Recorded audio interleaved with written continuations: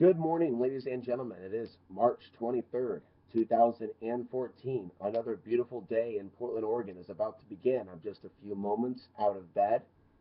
I can see the sun about to rise, and I'm one step closer to my goal of having a temporary shelter on wheels legally, and I'm very excited about that.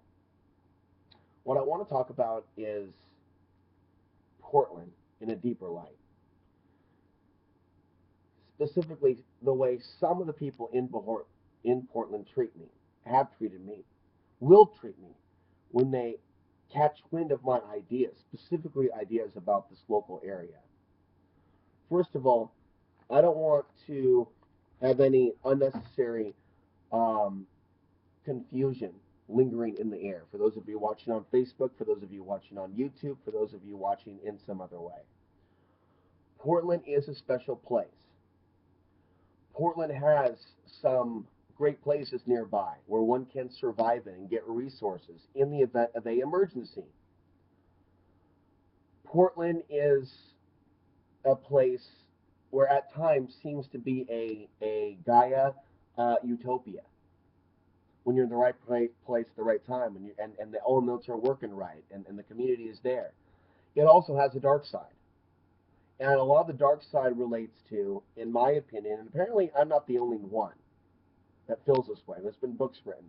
But a lot of things happened a long time ago when Lewis and Clark came up here, and the natural way of life ended overnight. I don't know how many people that moved here from other cities know that once humans started to migrate here, or once Lewis and Clark discovered the area along the Willamette River, 90% of the Native Americans were dead. Now, having knowledge of this history is not an attack on the people that live in Portland. That's psychosis. Apparently, somebody thought this. And when we talk about the two-legged parasites that are in Portland, we're not talking about everybody. But there is a certain criminal element that has set up shop in Portland, and in 10 years will be a lot more set up. A lot of the women have no clue what's going on in the Portland area because they've chosen to follow their own new age bullshit. Portland is not utopia. Portland is the land of the wounded goddess. I have felt this in spirit my entire life. It is a beautiful, natural city. We're not so much talking about now, but in terms of where it's located, you have Mount Hood, you have the ocean, you have the river running through it, the heart of it, the artery, Willamette, you have Columbia, you have so many things. That does not automatically make the people that live in that region all of a sudden better than other people in other places that they think are lower than them. Washington, D.C., Los Angeles, Dallas, Texas, Miami, Florida, all of those were beautiful natural places once too. The corruption that you see about those places is what the humans are doing in those dense population centers. The collective actions of the humans in Portland are not necessarily better than the actions of people elsewhere. Yes, congratulations, you can kick the fluoride out. You also have things that need further examination. You have a homelessness issue where even your own community members have to leave for a few years to find shelter because it's that much of an issue because of a lack of wanting to share space. That was the Portland I left in 2011, the place where I couldn't find a home, but there were homes waiting for me elsewhere in America. Somehow or another, people thought I was dissing them when I elaborated on the yin yang aspect of Portland. That's not all light, and they personalized it. So what I'm seeing about Portland and its powerful pull is that some people that are clear here will identify Portland with themselves and themselves with Portland. So if they hear someone criticizing a rape, a murder, the influx of criminal elements, they may not know that's happening. They may not take the time to ask me what knowledge I have, or what's been told to me, or what's on the news every night. And you also need to understand that life is more than criticizing the news. Because I have a friend named Mike Smith who goes and films the police to make sure the police are accountable. But as I say to Mike and others, uh, as we are frustrated with the police and some may choose for anarchy, you also must remember, yes, there really are machete attacks out there. Yes, there really are people that will rape you if given the chance.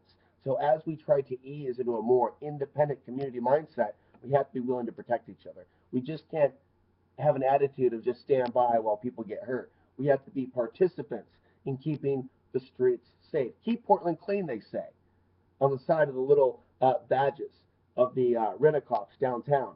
In the future, it is we who will need to keep whatever area we're in clean. To live in a world without police, you need to be responsible. Self-responsibility is the key. You can't be irresponsible for your own family and their safety and want there to be a world without police at the same time. I want that goal of independent living without police. I don't need police but I take care of myself and I make certain decisions. I try to make the right decisions. I don't make perfect decisions, but for other people that are in high risk situations, first of all, we live in the world of the broken family. That's given rise to the police state because men in blue uniforms that work for the state, the government, they have a monopoly on protection, on the protection racket. It's called calling the police for help. Because now we have a society where whether however you want to read into my words and criticize and twist it around, but we do live in a society where you don't need to have protection from those around you that love you and care for you. You can literally go straight to the government. You have that option now. That's great for some people that say, hey, I want to be independent, and I hate family, and I hate humans, and I hate life, but I love government enough to be willing to call them on 911 with my cell phone if I'm in the need for help from a rape attack. That's love of government. That's trust of government. That's treating government like a brother. When really nature dictates that we treat each other like brothers and sisters. Some people have been taught that that's bad and that's evil. Family bad, humanity bad, life bad, death good, division good, independent cubbies that we pay lots of money that we'll never own good. It's unnatural. And that gives rise to the out of balance. The out of balance, that rape energy. Now, when the region was raped a long time ago, okay, and it was polluted, and literally an ancient forest was literally devastated to make way for our downtown. Right after the Native Americans were all murdered, intentionally or unintentionally, the use of smallpox. 90% of them died within a decade after Lewis and Clark come to this region. It's in the history books. Now, they may give a fantasy masturbation version at Lewis and Clark College. I'm not really even interested in even addressing local propaganda. The point is that this land was taken from nature. So thus man brought his drink. Man brought woman. The women were really brought in as cookers. There weren't women here at first. It was men. Men that logged downtown, that tore out the trees. And I'm not saying it was purely evil. I'm saying this is what happened. Man came in and literally went, yeah, I like this spot. Let's climb from the trees here. Must have woman. Brothel. And the city's brought in the prostitute houses, the whorehouses, the brothels. That's one of Portland's first industries was the whorehouse industry.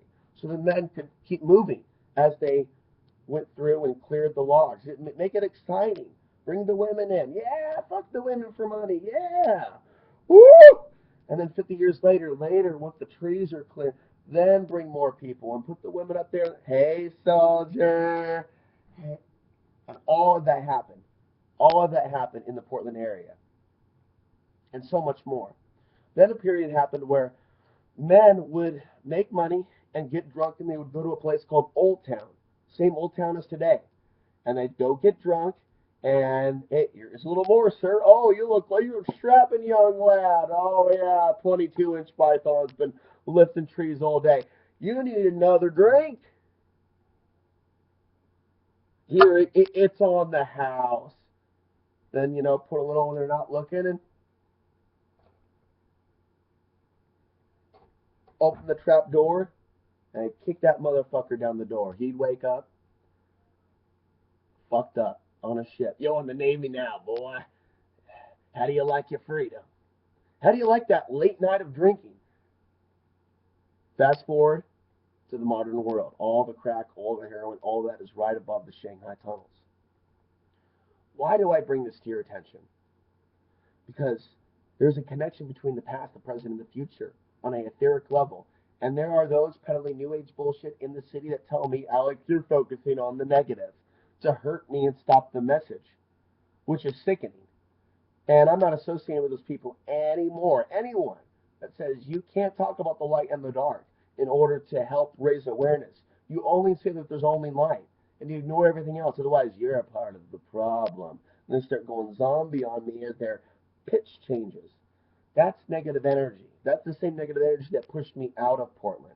It wasn't the Portland spirit that kicked me out. It wasn't Portland that I felt like I was at war with. It was like the energy parasites that are in physical and etheric form in Portland. And I can go deep into what I really think about this portal. But to sum it all up, there are non human energies that are in this region. And there are beautiful things about this region as well. But because of the concentration of that earth energy, you have to acknowledge the parasitic energy. Just picture someone or an animal uh, taking a dump or defecating. At some point, it's going to attract flies. Okay? It doesn't mean that that dump is evil. It doesn't mean that that's not natural to the earth, but it's still attracted flies. I'm not saying that the flies are uh, completely evil, but the flies are naturally going to get attracted to that. And some of you aren't really into flies. If you like to have flies buzzing all around you, then just raise your hand and say, that's awesome. That's spiritual. That's great. I'm not going to take that away from you. But there are fly-like energies here in Portland. There is an increase in attacks on women at the PCC campus. That's why they have all those blue lights there. So women can run and grab that. So while there's good in Portland, there's also that invader energy that's always come through. And I think that there's some sort of a weird black magic, something, there's an evil presence out in East Portland. And I've always spoken of this. And it's centered around 122nd and Powell. And this is where you see some of the highest concentrations of rape attacks, of other murders, and things of that nature, sexual assaults. The people of Portland, many of them don't notice the patterns with these vortices of darkness. They easily explain it away based on economics and whatever. Even though other areas that are poor, other areas where there's lack of jobs, those things aren't happening at the level that they might be happening around those particular blocks. And it really it doesn't mean that it's only happening there. It's funny how people will find a way to argue everything that I'm saying as if there's a spirit in them that just wants to create disruption. I'm taking note of this because yesterday somebody slammed the fuck out of me, someone I don't even know, insinuating that I hated Portland. How dare I even mention these things? I just got here. And what she did is she provided me a deep insight into the level of hatred that exists for people like me in this region. If you ever say anything different about reality, about the nature of good and evil, and I live in a world now where if you speak against evil, you are labeled a right wing Christian extremist that wants to oppress the world. And that's not the way of everyone that believes in Christ or Christ consciousness. Again, now some of you are trying to, so Alex, you saying you're a Christian? I thought you were an atheist. I thought you were a Muslim. Some of you have no idea, and you work with really bad information, and you have phenomenally high opinions of yourselves, and you've never met me, but yet you've done the psychoanalysis. No, you cannot do appropriate psychoanalysis if you don't know me, and you cannot do psychoanalysis on Portland if you haven't lived here. You cannot do psychoanalysis on the desert, the San Luis Valley, if you've never lived there. You cannot do psychoanalysis on what it's like to be half white, half Afghani. You cannot do psychoanalysis on what it feels like to have worked most of your life and have people go batshit on you the last year because you went off the grid and they think you live a life panhandling from people. That you're like just those guys down the street with like a drug problem. Please, can I have a doll? I can't work. Please. So psychoanalysis on things you don't understand don't work. And it certainly doesn't understand for the Portlander without the background information, especially if that Portlander ain't even from here. And they themselves might be a parasite that came to feed on the earth without giving back, or at least speaking for her. Hey, let's appreciate living in Portland. Let's develop community. Let's not just live in Portland to feed off of its vibes. Because it feels good to get high here to some people because of where we are on the planet. They should look closer at the solar cycles, at the magnetic field lines, and understand what I'm saying instead of find what I'm saying as a way to personally assault me and berate me and tell me that I'm attacking Portland when I'm actually trying to explain to them that Portland feels different ways at different times in the solar cycle based on the input and the influx of solar energy. Now, if they don't understand what that means, they can ask. But attacking someone personally is the behavior of a little girl that's not from Portland. And this message will be sent to her as well. So, hey, blessings to all of you today. We'll talk to you later.